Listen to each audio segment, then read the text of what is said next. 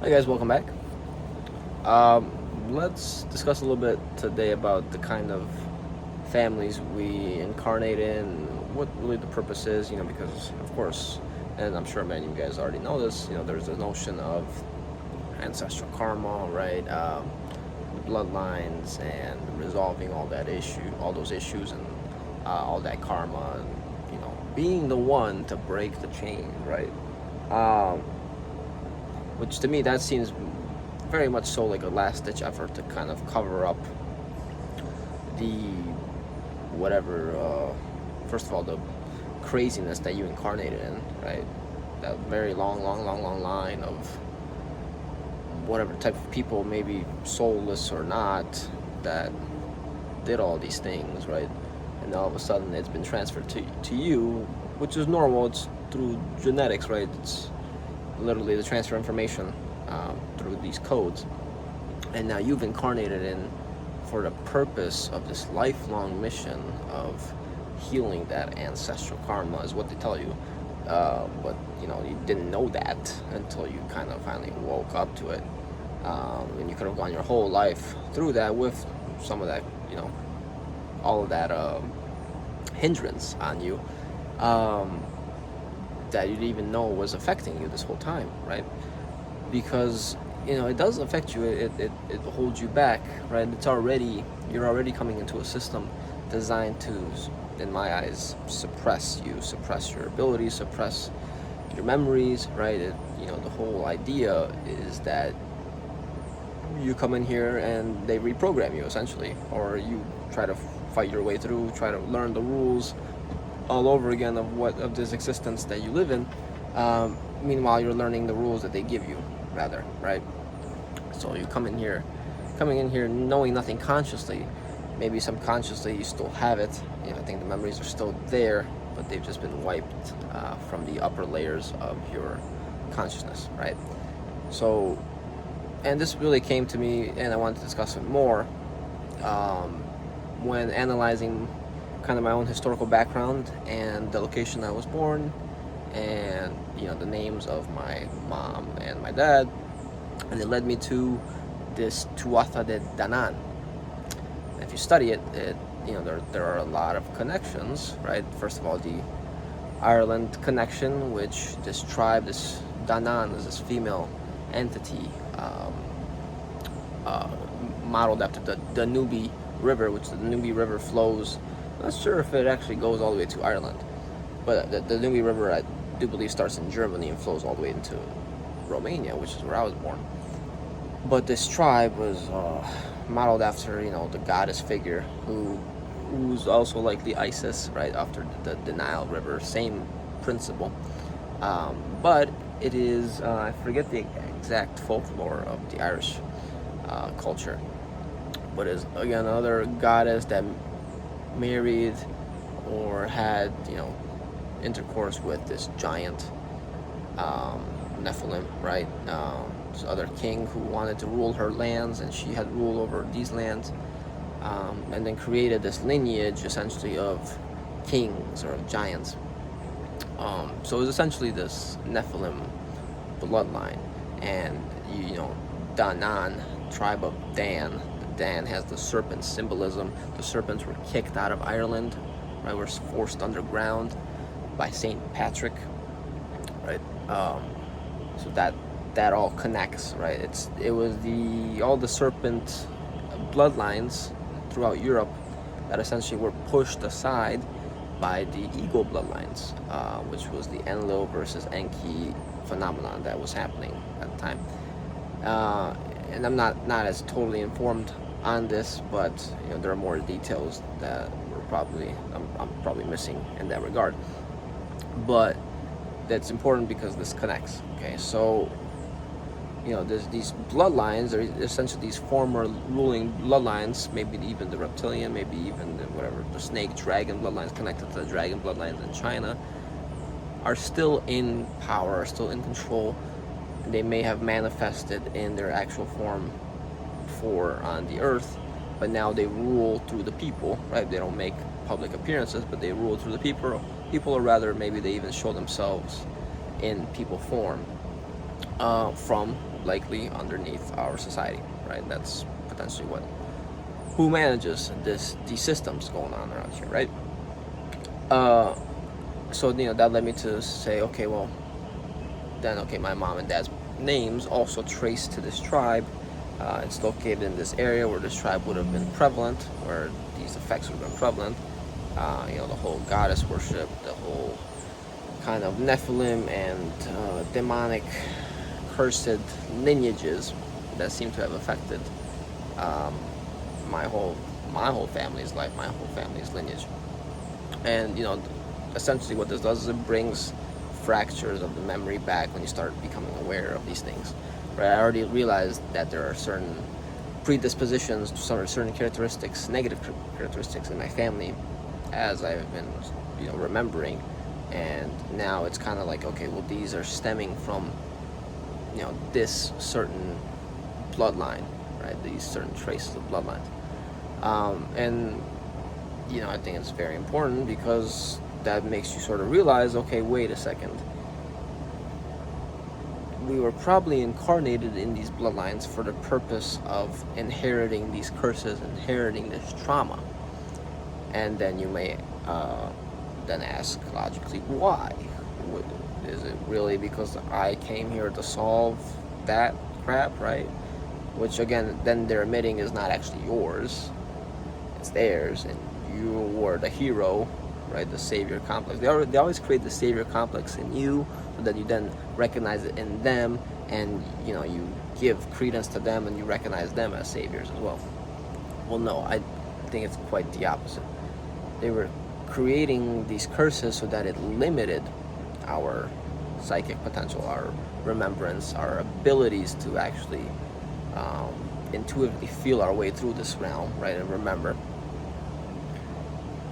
by putting us in this extra trauma. So you're already guaranteed trauma at the start with your life script, with the things you come into to do whatever in this life that you agreed to in the astral, right? On top of that, you incarnate into this bloodline. Oh, you're gonna choose these parents, right, or this lineage because not even that. You're gonna choose these two people because they can offer you this experience. Blah blah blah. They're so good at that, right? They may not give you the extra details of the lineage, the whole story behind everything that's happened with them in the past, right? And I think it's very important to find out. And again, you can do this for yourself. You can make these connections yourself by looking at the names, the locations, and looking a little bit more into mythology and the culture of that society, and studying these ancient tribes, these ancient Nephilim tribes, and all the worship that has happened, right? Because a lot of people currently engage in, it's the new form, right, is the goddess worship idea, where they swing away from the god worship, the father figure worship like Odin, Zeus, Yahweh, that stuff. Oh, now it's the goddess worship. We must worship the goddess, must worship the nature, the land, the rivers, the whatever. And it's the same dynamic, in my opinion, right? Just with a different mask, a different archetype. But still, right, it's still part of the same idea, same agenda, designed again for you to inherit these curses potentially. And if that's something you become aware of, like, hey, this lineage had these curses, had these characteristics that were now given to me, you now can essentially revoke them, right? Because you're aware of something that you agreed to now. Oh, I agreed to this, but wait a second, I didn't actually want this. Okay, so it's important to really know that type of thing. And I make the argument that, or some people may make the argument like, okay, well, without that trauma, without that pain, without those bloodlines, I wouldn't have had such a good chance of waking up in this life, right? That was a catalyst for my awakening, for my discovery of self. And sure, you can frame it like that. I would say the opposite again. I would say rather, in spite of that, in spite of all of that happened to you, still were able to become aware of these certain things. Sure, there was a lot of pain, and that forced you to look elsewhere. But how is it easier to become aware of stuff? Is it through pain, or through someone gently and guidingly loving you, right? Or lovingly guiding you, giving you nudges, right? That sort of thing, as opposed to, you know, slamming you and slapping you and hitting you and, you know, making you feel pain. But again, what would even be the purpose of the whole memory elimination if we're supposed to wake up anyways, right? If we're supposed to actually awake and remember, why wipe our memories in the first place? Just so you can experience that back and forth, right? I don't know. So that's something to consider. Because, you know, when your psyche gets traumatized, it gets fractured. When it gets fractured, it splits. When it splits, you now have multiple personalities that you have to deal with and put together back, right? Put back together. So it's like a puzzle, right? When, you know, to experience pain, a puzzle piece flips out, another puzzle piece flips out. Then you got to go searching for these puzzle pieces, but to put it back together so you can now create the whole image and see the picture, right? And you may say, well, that's the point of a puzzle, right? You're supposed to take it apart and put it back together. Well, then that again begs the question of why are we here? Just to, you know, take apart the puzzle and put it back together, or is something else actually happening where they know, you know, the nature of this reality, and in some way, kind of like some sort of game, kind of like I was talking with my friend Michael, who sent me this whole PDF on his idea of this being, a game reality with different servers, right? Something like that, where what was it created like that to begin with as a messed up game, or was it just one server that we entered, right, where we were able to go from server to server beforehand? We entered in this matrix, but now one server became corrupt, so the whole game became corrupt because of that one server who was they were able to hijack and create their own little space within the game where they have control, right, where they can play God, something like that. I don't know, but regardless, the fracturing that happens only serves to suppress your psychic abilities, so your intuitive functions, empathetic abilities, because it pushes you further and further away from yourself. And if you look around at everything else in our world, it's pretty much serving to do the same thing, right? In terms of our society, everything is pushing you further away from yourself. This technology, the entertainment, the meaningless distractions, the work you do, right? It's how much is it really serving to bring you back to your true self, right? You find maybe fulfillment in some work and you think, yeah, I'm doing a great job, but how much is it really revealing you to yourself, right?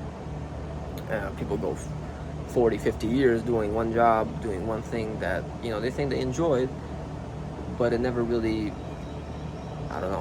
brought anything worthwhile to their consciousness. Maybe some few fleeting moments, but in the end, it was pure work. It was pure usage of energy, right? That happened. So, anyways, this idea of the bloodlines is very prevalent among these circles, right? Among people that actually care about that type of stuff, where they don't let certain bloodlines intermingle, right? They don't let certain blood types, because they know the effects of it. They know the degeneration that would happen to theirs because of the transfer of data, right? So, you combine two things, one of what they consider higher potential, higher value, and one of the lower potential, and now you've got something in the middle, and their bloodline is effectively lowered. And you look at some of these beings, then they have full psychic potential, they have full psychic capabilities. For them to mix with someone that's had their memory wiped and their psychic potential limited would lower theirs, right? Would lower their effective bloodlines, and that's why they keep it within the family, right? That makes sense. So, for us, it comes to the fact of kind of gaining our memories back, looking into this type of stuff. You don't really necessarily have to look into it. I do it. I'm curious, but you find these things out, and you bring more of yourself back to it, because then you're able to step away and detach from all the nonsense happening within your family, potentially, right? All this drama trying to suck you back in, because you see it as more of a show designed to derail you again from your true self and get you involved, so that you're whatever, picking sides, you're fighting, you're engaging in the drama, to create more trauma, karma, right? And that way, the fact that you know about it, the fact that this has been going on for these long times, you don't have to go solve it yourself, is what I'm saying. You don't have to go and be the savior, but you can step away from it, step away from the chaos, and detach and say, this is your stuff, right? I don't need this, not my stuff. It doesn't need to affect my life here, my experience here anymore. I'll let you guys deal with it, solve it, whatever. This is all up to you guys. I'm not here for that, right? And that essentially just eliminates a whole truckload of stuff from your life now, because you're not holding on to that like it's your own anymore, right? Whether you were holding on to it subconsciously or consciously trying to solve it, trying to, be the savior. Now you've eliminated another aspect of the savior complex that they've designed to create within you, likely, which again could have multiple uses, multiple objectives that they want to achieve from that. But you essentially let go of it, right? And then that begins to transpire in other aspects of your life, because you start recognizing it in other situations where, again, they try to pull you back in through this nonsense, right? So, if it's not something you can totally detach from, I understand. Family is family. It's hard to just kind of walk away sometimes. But when you go into it with the mindset of, whatever, if it works out, great. If not, no problem. There's nothing really I can do, right? I can't change other human beings. I can only change myself, and how I react to you guys. So, deal with it. Deal with your stuff. It's not my problem, essentially. It's a step forward, in my opinion, and probably a really good step forward, because you're essentially detaching, right? You're not allowing it to affect your life anymore. So, just a little short video on that. Wanted to get that out just because that's what I've been looking into. Now I'm going to look into it more. I find it pretty fascinating. In terms of the ancient connections that were in our land, right? In one specific origin point, and how everything all connects to each other. So, look out for anything regarding that if I do post anything like that. But let me know if you guys enjoyed this video, and what you thought in the comments. Leave a like if you enjoyed, subscribe, and I'll see you guys next time. Take care.